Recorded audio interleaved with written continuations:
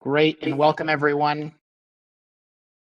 As you guys join, we are trying to keep a community feel, so people might be able to put their cameras on unrequired, up to you, depending on where you're calling in from. We're going to pin our speakers, and I think we have people on mute, but we might be able to be, as we get going, asking people on questions. So welcome. We'll just get started in just a few minutes.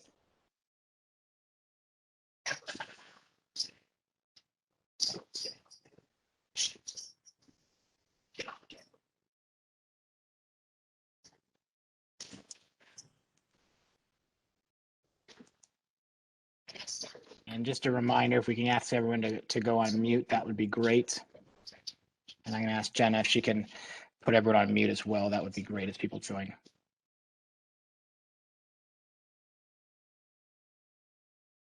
Great. Well, welcome everyone. My name is David Singh. I'm a partner here at CSPN, and we are excited to get going and talk about the 2021 State of the Contact Center. As I just mentioned, we are going to have videos on for the sake of building community for people to be able to see, and the ability to watch some of our presenters who are pinned. But we'll be able to ask questions throughout in the chat is sort of our core conduit. And as we call on you and you'd like to be on video or on audio, you can ask your question when the time comes. As we get started, feel free to check out the report. It's at mycspn.com. It'll be in an email link that will be shared with you as well.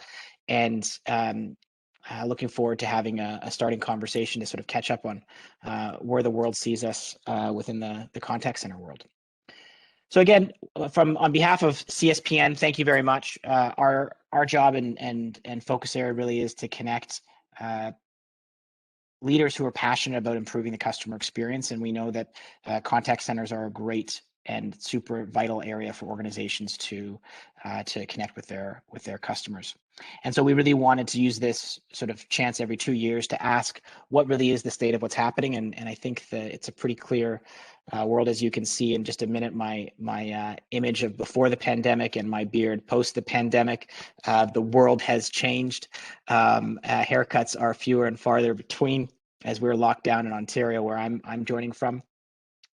And really excited to get going on today's session. So our survey was sponsored by several great partners. Medallia, we've got Rachel Lane here. We'll do some introductions in a minute. We've got Microsoft Dynamics 365 team with Cassaundra and Mike from EY joining. So let me just move that forward and introducing our panelists. So maybe Rachel, if you can introduce yourself. I think you might be the furthest from me in Ontario, but as you're in the Bay Area, if you could introduce yourself from Medallia. Thanks, David. Great to be with you today. So my name is Rachel Lane. I'm Solution Principal for Medallia for the contact center. And I've been working in contact centers now for around 12 years. As you can tell by my accent, I'm from Europe. So the first 8 years of that were really Europe, Middle East and Africa based contact centers. And since then, more latterly, the last 4 years at Medallia across North America. So really looking forward to today's conversation. I work directly with customers, but I also work within Medallia as a conduit really between product as well. So, for me, surveys like we've just completed here really helping us to get on the front end of what our customers are going to need for solutions. So great to be with you today, David. Thanks so much, Rachel, and glad you're here. And I'd like to introduce Cassaundra from the Dynamics team. Hi, everyone. I'm Cassaundra Laundrie. I'm here on behalf of Microsoft today, specifically our business applications group, which is both Dynamics 365 and also the much loved Power Platform as well. I'm responsible for our customer engagement business coast to coast in Canada. So that's across sales, customer service, marketing, customer insights. It's related to delighting customers. I'm probably behind it at Microsoft Canada from a technologies perspective. And we are super excited about the findings in the research and excited to get your feedback on it today as well. That's great. Thanks, Cassaundra. And Mike Smith from Associate Partner from EY. Great. Thank you, David. So I'm a Brit in Toronto. I've got experience leading contact center and omni-channel change in financial services on the other side of the table. But right now I lead a consulting team at EY that transforms customer engagement and how contact centers work. And yes, also looking forward to the conversation. It's great. And I think one of the things that was most interesting as we were doing the research and connecting with the group is seeing just the breadth of change and impact the last 18 months especially has had on across industry, and why we wanted to have a cross-industry panel as we look at different solutions and to sort of interpret some of the findings. So in terms of just a high-level overview of the survey that we did, it was focused on Canada. We surveyed around 400 organizations. And really it was, we've done this for the last 6 years, 3 times in the last 6 years, and trying to see some of the trends. I think it's pretty clear that the trends that are the last, as we did this in January, we are definitely in outlier sort of territory as we work throughout the pandemic. As we look at the group who responded, about a third were outsourced to outsourced contact centers, and about 2/3 were in-house. So folks who reported up and worked for the brand itself or the organization. As we think about who their customers were, about 60 or 50% going direct to consumer, 43% direct to or a B2B model, and then there was about 5% that served as a shared service model, and likely on internal staff members from that perspective. When we see the size and the range, majority sitting in around that sort of 20 to 50 mark, but we start to see some of the larger centers pop up as well.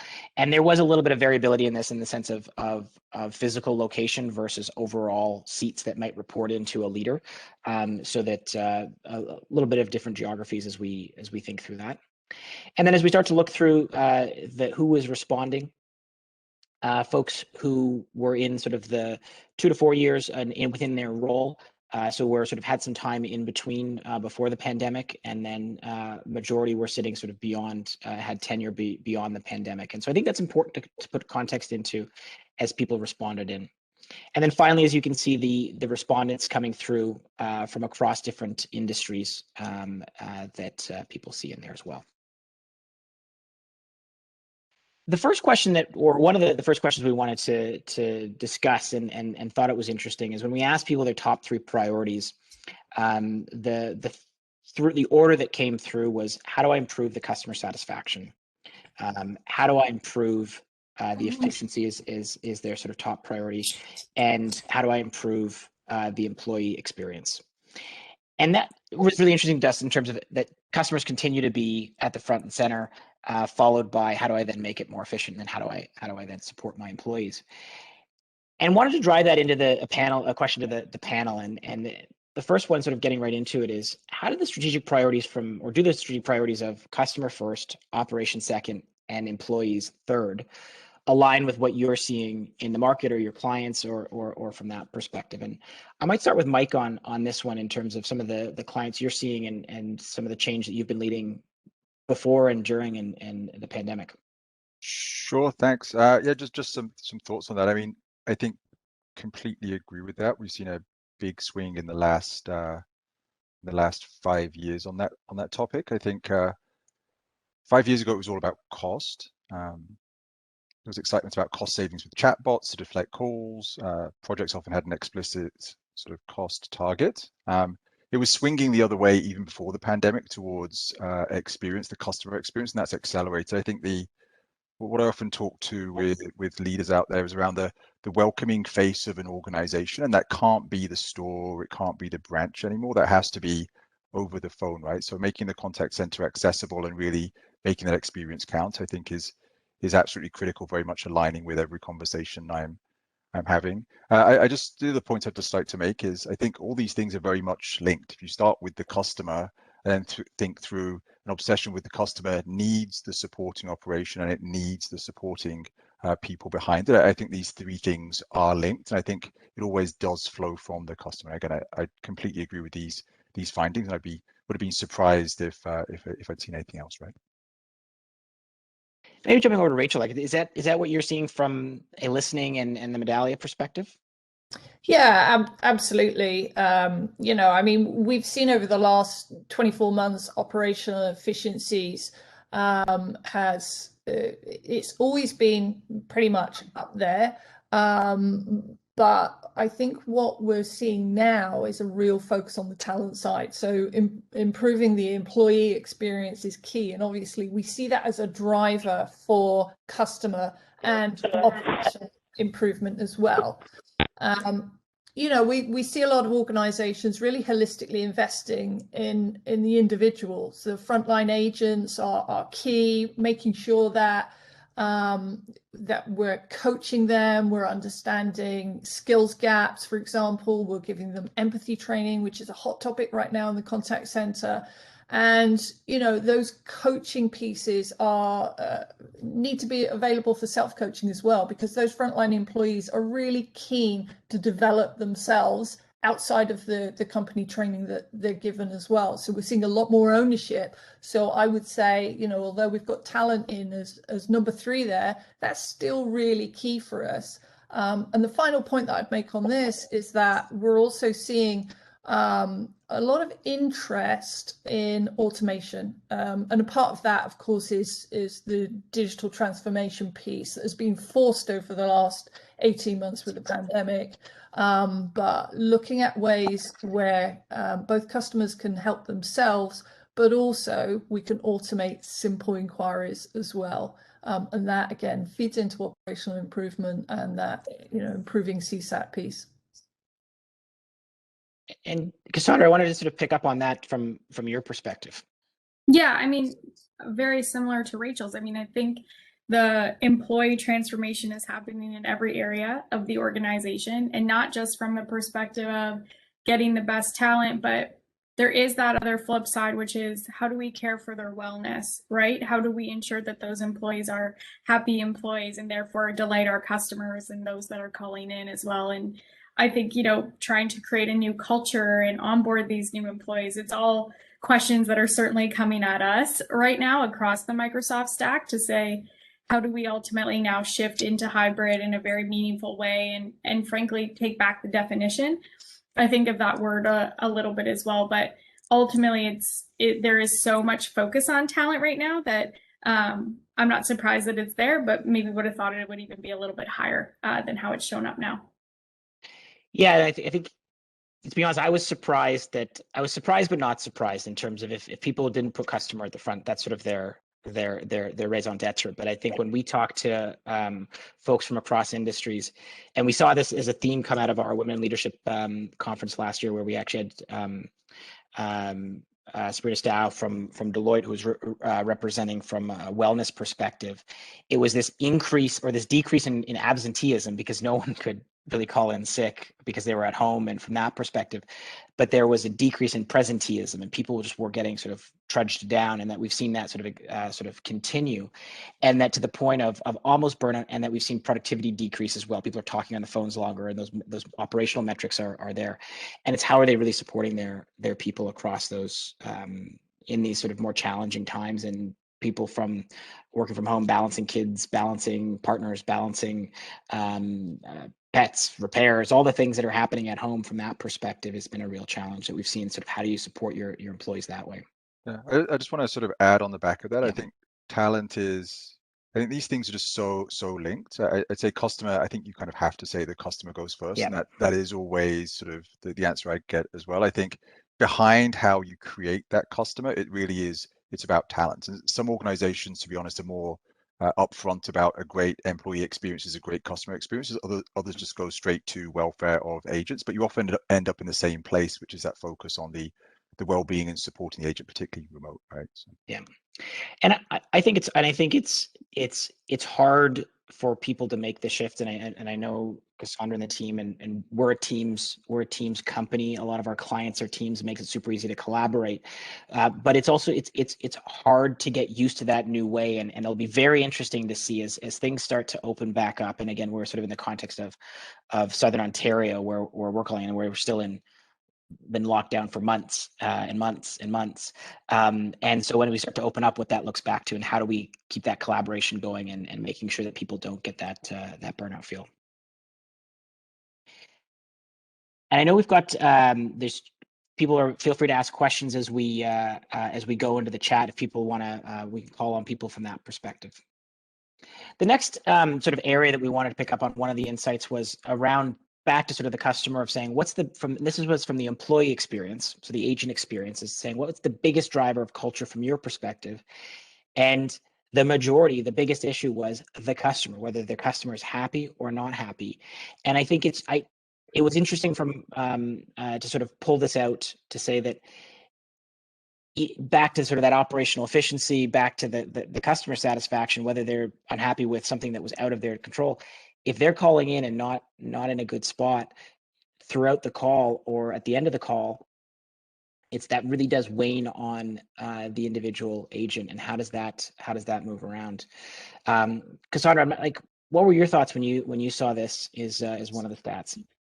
Yeah, I mean, it makes perfect sense when it's so clearly presented in this framework, right? Happy customers makes for happy everybody. But I think it comes also back to how do we empower our employees to solve the really complex challenges, right? And so much of that is about how do we ensure that they have the right level of collaboration with those that can help them get through that moment that they're in, right? And I think, that's a lot of where we are focused right now is how do we ensure stronger collaboration across the organization in a very simple way and in a very easy way to really help some of these more complex things that maybe we can't automate or require some more detail. And so I think that's really at the focus for us right now is how do we ensure, a lot more collaboration to ensure that something's being resolved that, to your point, didn't start from a good place when they first reached out. So to build on that, I just want to go into the next sort of discussion question and throw it over to Rachel to ask from this perspective, was around sort of what interesting ways are you seeing that CX is driving culture?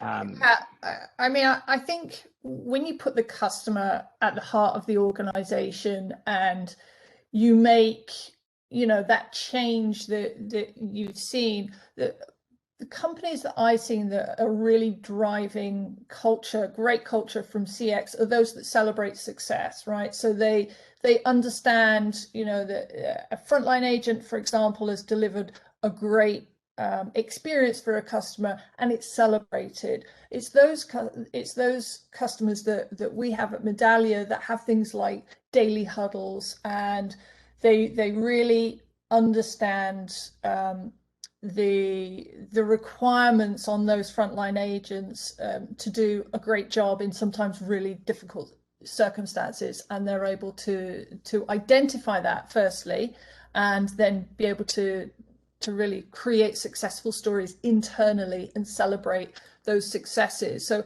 I see that really driving great culture in terms of teamwork, in terms of really capturing hearts and minds of employees and creating that real team atmosphere that means really that we get much lower turnover. And this is going to be a key thing as we go forward.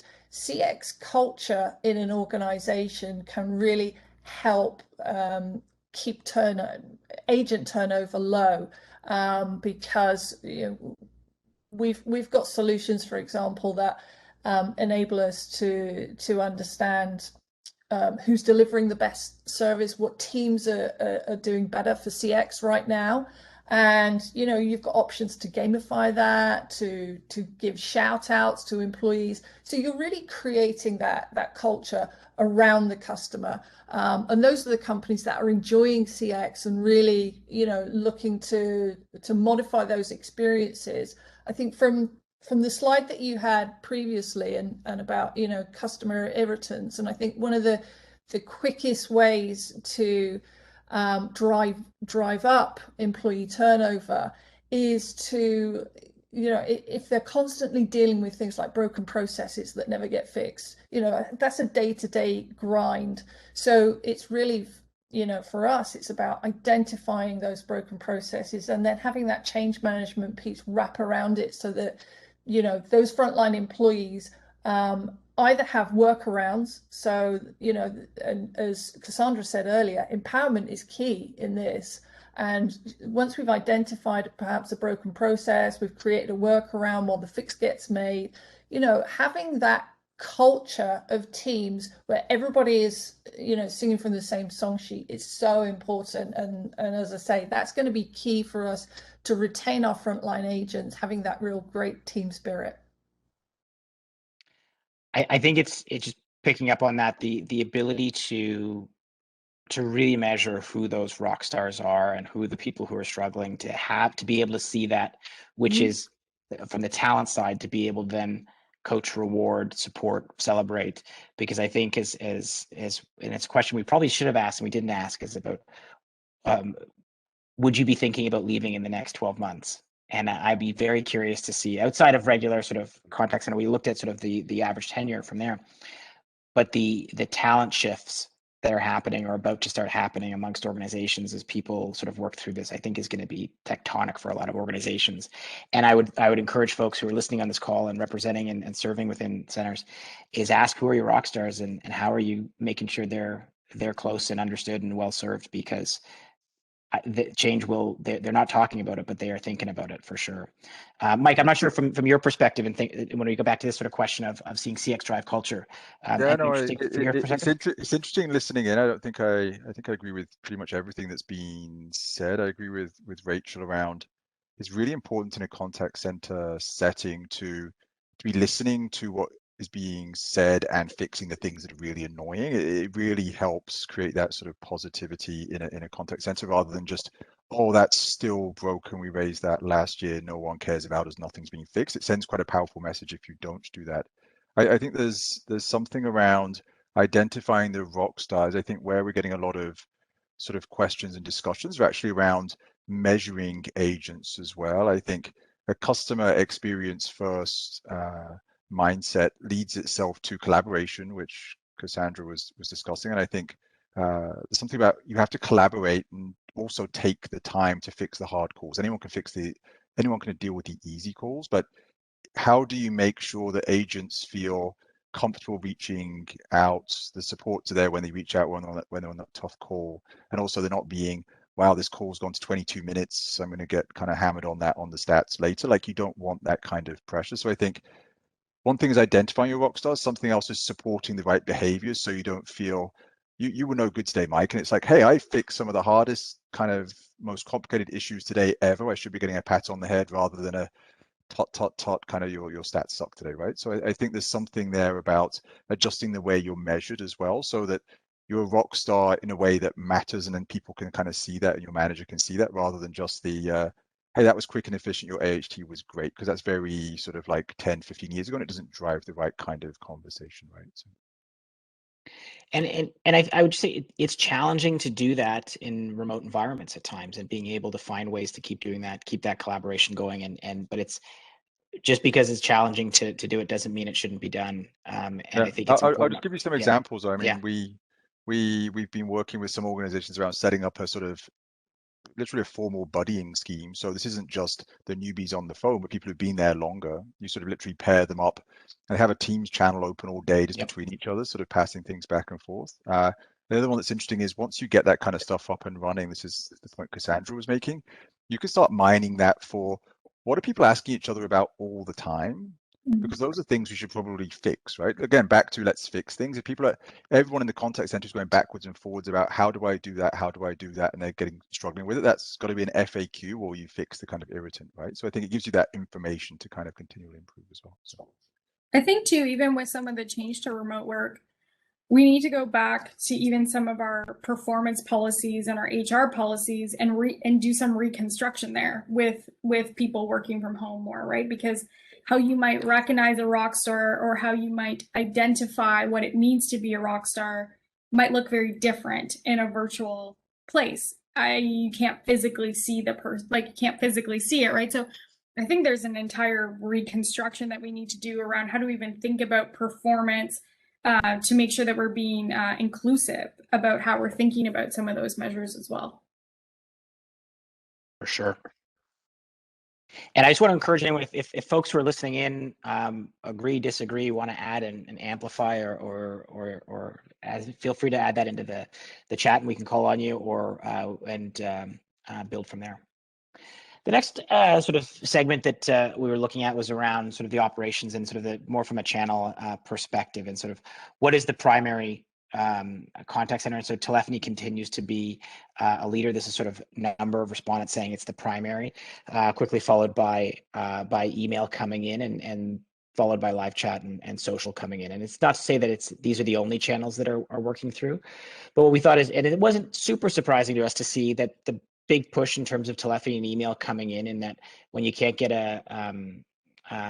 someone on the phone, that email's going back to it, and this is sort of likely to do with responses in the pandemic from that perspective. But we know there's been huge challenges to get to keep contact and keep those service levels up. And so I guess my question then to I'll open it up of maybe Mike, if you want to tackle this one first from your perspective, or is what opportunities are you seeing to optimize the multi-channel in the contact center, and how are people migrating tactics that people are seeing amidst the pandemic? Yeah, no, it's a good question. I think the question, again, I'm answering a question with a question in my mind, but it's really like optimizing for what? I think if you're optimizing for efficiency, it's really about what are the right ways to nudge callers to more efficient channels. Again, I think the call is actually that's the heart of the contact center. You want someone's voice. It's just something there's something there. But the one that always generates a lot of interest whenever I sort of go to contact centers is email, right? Like the amount of how many emails can you actually respond to in a way that solves the problem, or you have enough information to take action? Like just getting a whole bunch of emails and 80% are going back saying, please call in, or please provide this information, or please allow me the authority to do this. It's just like, it's so inefficient. So to me, it's really focusing on the channels that make less sense in sort of 2021 and thinking, how can we migrate those to chat, for example, right? Just that's so much less time, and there's an efficiency point there. But really there's a experience point as well. So if you think about the experience of this, somebody spent 10 minutes sending an email, they haven't included half the details, so it's going nowhere, but that's just very painful for them as well. So their experience is sending 3 emails, if it takes a day to get back to every time, that's like, I've lost like most of a week and nothing's happened. That's a horrible experience. If you could get into a chat conversation, prompt for the right information and go back, suddenly it's A, more efficient, and B, it's a better experience, right? So I think that nudging to the right channel, I think a lot of contact centers are scared of that. I think the turning new channels on to be open to customer dialogue, I think is a no-brainer. I think, as budgets become available, a lot of contact centers move down that path. But I think the conversation around how do we make sure we use these in the right way for the right things is a little bit more nuanced. And I think it's very important because it does sort of hurt both. Again, the email is the one I always kind of pick on, right? And I think the chat's the one we see a lot of interest in out there. I think chat it's a bit more efficient. So even if the contacts individually are a bit longer, you can do a few of them at the same time. So you've got an efficiency gain there. You can tend to get, versus email, all of the information that you need.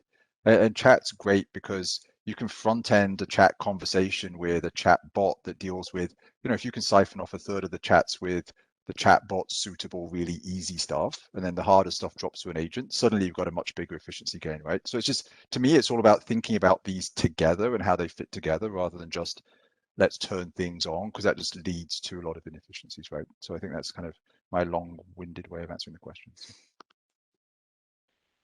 Cassaundra or Rachel, who wants to, any thoughts on this?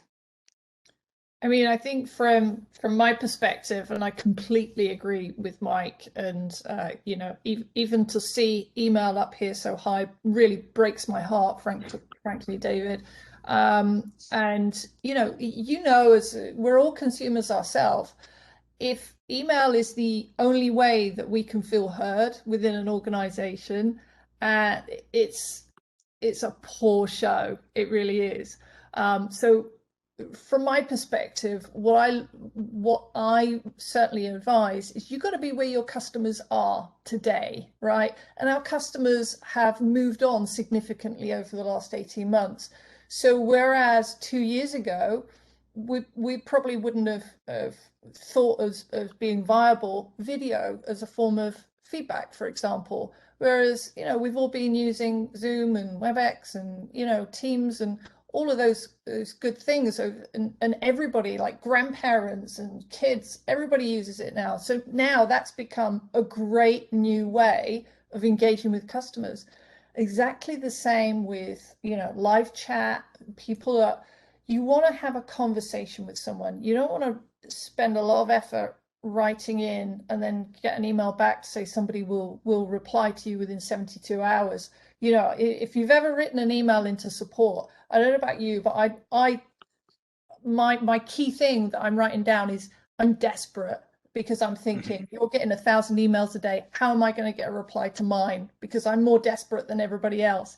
So I think there's that, but I think as Mike said, you know, we've really got to get ahead of the customers, and you know, it is now about how can we engage in lifetime. It, you know, for channels like live chat where agents can have simultaneous conversations, I think they're good. I think they still need to be better. From my perspective of a consumer, we're still having you know, too much dead time in those conversations, which is telling me that contact centers are running too many simultaneous sessions on that. So, but the point is, we've got options now that we perhaps didn't have 2-3 years ago. Even a typical contact center for us has at least 5 methods of engagement, of direct engagement with customers. You know, it doesn't always have to be telephone. So I think, you know, these are the things of how we can optimize that multi-channel experience.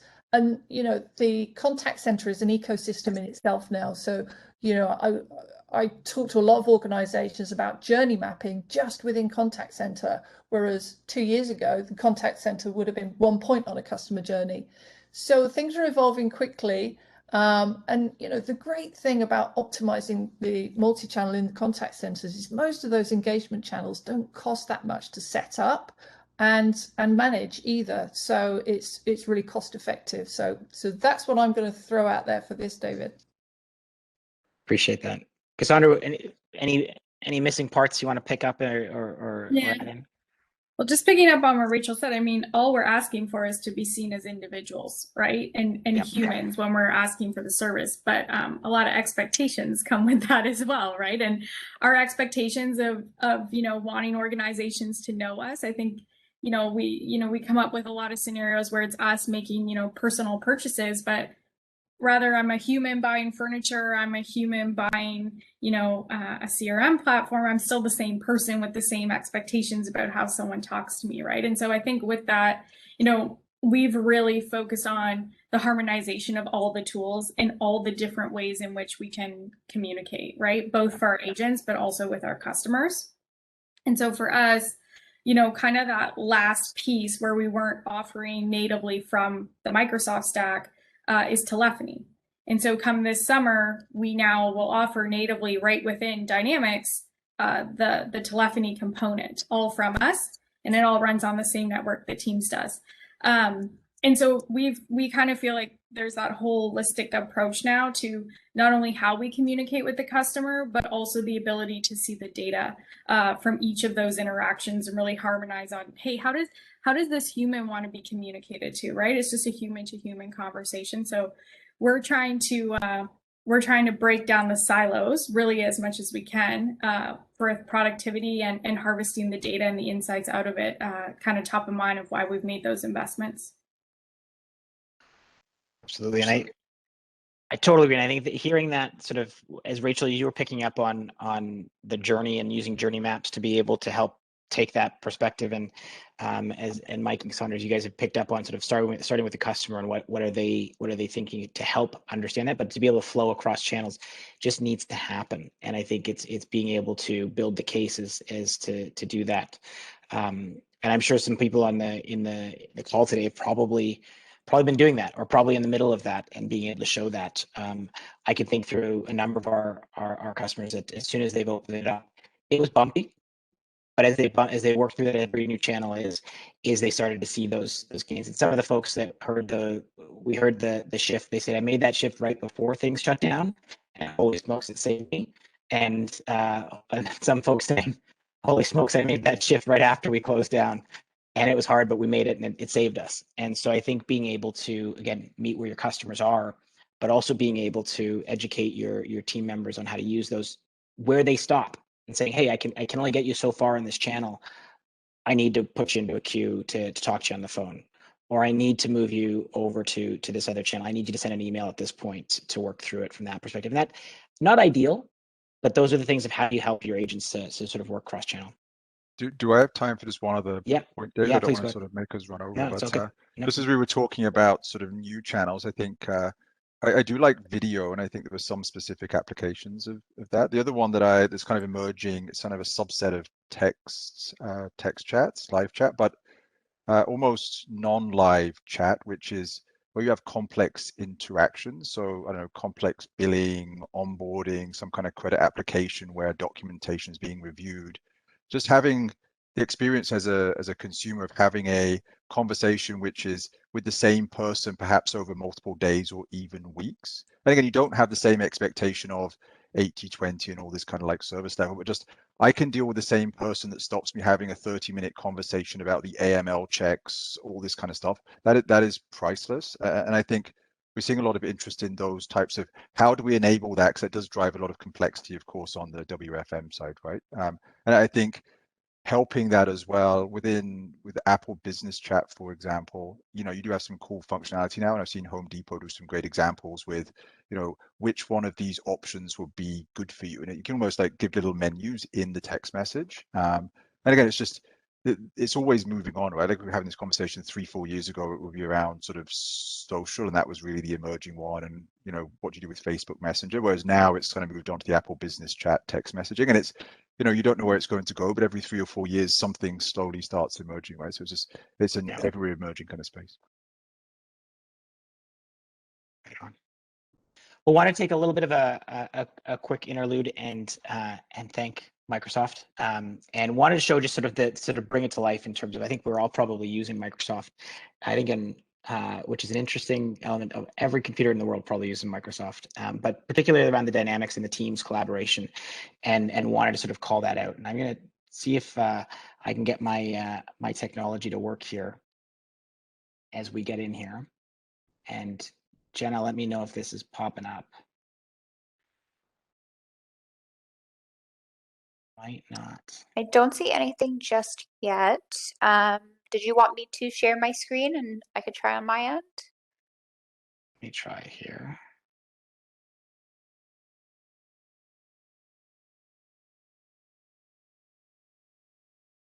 It did not go through. So you know what?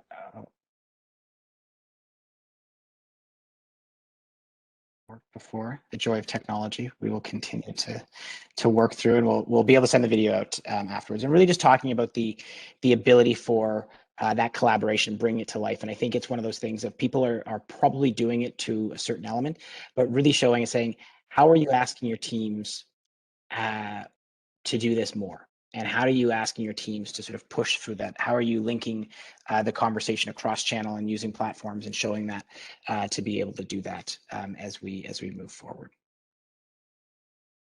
And so the last question that we wanted to get to then was around technology. And as we think about where will you be investing, and I think what was interesting in this graph shows variability, but it really was showing that everyone is investing across the board in different ways, and that there's the sort of more consistency in that investment is happening, and that it's using this as a call to action and a rally to do that. And what was interesting and not shown in this was that where are contact center leaders going for help, and it was going to ask IT for support. And I think it's important to call out that as you're doing that, it's important for those who are leading contact centers to be more aware of what technology is out there, because the IT teams and your technology teams are probably very good partners to help what's in the realm of the possible at certain points and what's the easiest next step, but maybe not always the best step of what's out there for the furthest extent. And that's sort of where these kind of conversations, chatting with members who are within the CSPN community or beyond, is asking them, where is that? What are they using? How are they using it? Where are they coming from? To be able to make those decisions. And so I guess as our last sort of discussion question before we get into some Q&A, if anyone has any, feel free to continue to use the chat from there. But sort of the organizations look to strategic investments in technology. What is one piece of advice as you guys are seeing in the market? And Rachel, I might start with you in terms of what, from your perspective, what you've seen. I mean, what I would say, and what I do frequently say to our customers is really think about the maturity of your CX program, and don't just create a shopping list of technology or a shopping list of cool stuff that you would like to have, but think about what's the biggest customer impact for the least internal effort. So I always start there, because that's where you can get some quick wins. That's where hopefully you haven't got to get a huge amount of buy-in from IT to stand a new solution up. So there's two kind of routes that I go, and I think about it. Back in the day when I used to be in software sales, I'd have some big deals in my pipeline, and then I'd have some smaller deals in my pipeline. And the smaller deals were the bread and butter that you had to put less effort into, but they would keep your business moving at a great rate. And then when the bigger ones come in, then you get big impact. So the way that I look at this in terms of strategic investments in technology is get those quick wins in. But the key thing about this, when we do these deployments, return on investment is really key. And I work with a lot of organizations on making sure that they have firm return investment plans. And within that, and that isn't just about, the vendor popping up a spreadsheet and saying, after 3 years, you're going to save X millions. This is really about what is it going to take for you to, first of all, get your investment back, and then reap the rewards on an ongoing basis. Because the number one reason why technology solutions fail is that, well, there's two key things to look out for. But the number one thing is that we don't on the back end really analyze the data that's coming through this technology. You've got to analyze the data. You've got to look for those early stories in that data, and you've got to have a governance process to really create rapid change from that as well. So what I try to do is create an ROI plan that in 9 months' time, you've not only identified some key things that you want to change in your business and will have significant impact, but one of those things you will have already changed. So you will already have a story. It's about getting rapid stories and then continuous and at scale. So I guess that's my key giveaway is don't just focus on the big platforms, the big transformations. Get some quick wins in as well. And I always think about, internally, what's the level of effort to stand up a new solution for you? Because, nobody wants a failed platform stand up. That's costly to the business. And, with technology platforms nowadays, I'll give you an example, speech analytics. I was selling speech analytics 10 years ago, and it was taking 9 months, sometimes 12 months to deploy. And it was a big level of effort internally to get something like that stood up. But now you can stand that up in 12 weeks. So it's not such a big impact as it used to be, but still key to any strategic investment for me is that ROI plan, and it's a strategic program that is owned by the business, that they need to have milestones that they hit. Yeah, I think that makes a lot of sense. Seeing that those rapid stories, hearing that plan, to see that vision as the champion of that moving forward. Cassaundra, from your angle, how are you seeing this, and what advice do you think you'd like to share? Yeah, I think one thing that's coming with the change right now with where we work is there's this kind of communication tax, right? So you need to over communicate in different ways, communicate with different people.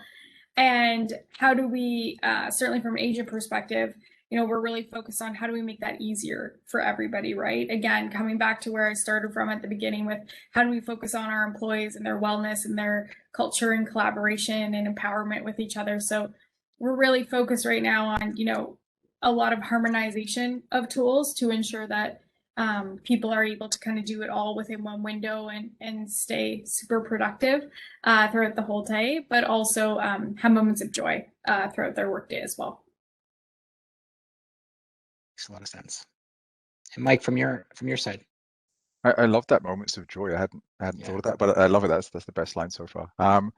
Again, you asked me for one thing, I'll give you two, but I'll try to go quickly. I think keeping the customer central to any of these change conversations. I see a lot of conversations that start out with the IT change function thinking there's a need in the contact center and then running away and doing something kind of almost in parallel and almost cutting the contact center out. And I think keeping that dialogue open leads to good outcomes. And I think it goes to the level of detail of keeping contact center reps in the testing phase, keeping them in the design stages. So you have that voice of, well, that kind of makes sense from a build perspective, but like nobody's going to understand that, right? Like often you will find the change function or the IT function wouldn't necessarily understand it. It's not their background. And just having that real world, this is how the conversations will flow. This is how agents use the technology, I think is very, very important. That'd be number one. And then I think there's something else, and it goes back to some of the comments about speech analytics as well, that this isn't like people sort of changed 10, 15 years ago as let's do a project and finish it and great, let's move on. That's not kind of where we are anymore. It's all cloud, it's continual improvement, it's you're enabling capabilities and chatbots, speech analytics, they need to be maintained and evolved, and these things don't happen by magic. You need people paying attention and kind of evolving them, right? Same with CRM, you roll out a CRM and there'll be an MVP because that's the way you do things sequentially, but then you need to maintain that focus and have teams who continually evolve it. And it's the same with telephony. It's a lot of organizations get a little bit confused with the no code, low code. The technology is so much easier than it used to be, but you need the right skills of people to maintain that. Just because you can change the IVR in seconds, it's great. You don't need a big team and a managed service provider to do that for you, but you need the right skills to do that, right? Like there's a few areas like that where I think organizations just need to be aware of the implications of what they're doing. And it's really powerful on one side because you do have the power to really evolve this. So once you have these in place, you can really keep evolving and it won't need a big one-off investment anymore. But you do need the OpEx, just like maintenance and evolution, right? I think a lot of organizations miss that and they turn something on and then kind of like the benefits rely on this evolution that they haven't kind of planned for, right? So I think there's just a little bit of planning ahead for that. So. I think that makes the ability to sort of have that team that's there to support beyond the launch and to maintain is that it's required. You can't just expect it to be to run sort of in literally the amount of conversations, the amount of clients I have who say, well, we couldn't deliver the benefits from this system. And it's kind of like, that's because you thought of this as a one-off. You don't turn on a chat bot and magically 30-40% of calls get deflected. It needs to be managed down. You plan it carefully, you manage it down. And again, the benefits are there if you kind of want to take them, but it doesn't lend it, the capabilities out there and the change out, it doesn't lend itself anymore to boom, 6 months, ask for fixed sum of money and kind of walk away and it's done like magic. It's just not like that anymore, right? So. Yeah. Well, in the spirit of trying to be resilient into technology, I think we were working back behind the scenes to be able to get this video to show, and I think we might have made across the barrier of that. So I do want to pop back to see if I could make it work, and if I can, I'm a hero, and if not, we're gonna go back to some Q&A. But I think I might be able to do this. Microsoft Teams and Dynamics 3. So as it's playing. So everyone connected and engaged, so you can tee this up with a little bit more in terms of just a little bit more about how people are engaging and bringing that forward. I thought we'd want to play this for the team here, so hopefully you guys can hear this. Microsoft Teams and Dynamics 365 already work together to keep everyone connected and engaged so you can deliver the experiences that employees and customers deserve. Put this powerful combination in the hands of your whole organization, so anyone from sales reps, marketers, frontline workers to HR can seamlessly access, share, and collaborate on information in Teams or Dynamics 365 without switching apps, from anywhere. All the knowledge, context, and confidence to delight your customers at every turn, all with unmatched security, single sign-on, and in-context information. There we go. So hopefully you could hear that. And I think it's something that we see we see sort of living out everyday life. And I think, to Mike, to your point earlier, was around how do you have the team that's not only getting this launched, but the team that's optimizing it, listening, seeing how people are working, looking at that journey, Rachel, as you'd called out, and understanding how are we supporting our team and enabling our team to be more productive. As we sort of wrap up and into some of the QA, I know that Nick had asked a question, and we've got just a few more minutes before we get to the just before the hour, and so wanted to open up the group for some more questions. And I'm just going to pick up on Nick's question, was around sort of incentives and compensation increased moving forward. Should compensation be increased or incentives become almost non-existent? Is gamification still a buzzword? So maybe I'll start that with Rachel in terms of your thoughts on incentives for agents. You're measuring agents. You talked about measuring rock stars and folks. What are your thoughts on this? Yeah, it's a really interesting and lengthy subject, really. And, it's not always easy to get it right, because we do want to reward for, delivering great experiences, but we want to be careful we're not rewarding for, the wrong type of behavior. So, for example, many contact centers will offer incentives for some tactical things. So, things like average handle time. And I think we had reference to that at the beginning of this conversation, where, it's not really about having a short call, it's having the right outcome of that call. And the reward for having the right outcome of a call of, maybe a slightly longer length, hopefully, is that you've resolved it in a single call rather than a customer calling back repeatedly. So I think, there absolutely is a way that you can reward the right behavior. But, so looking at things like rewarding for CSAT, for example, for great CSAT, or, I mentioned earlier about having huddles and where you get call outs directly from customers, you can certainly have some gamification around that. And I'm all up for gamification. I think, creating great team spirit has never been more important than it is today.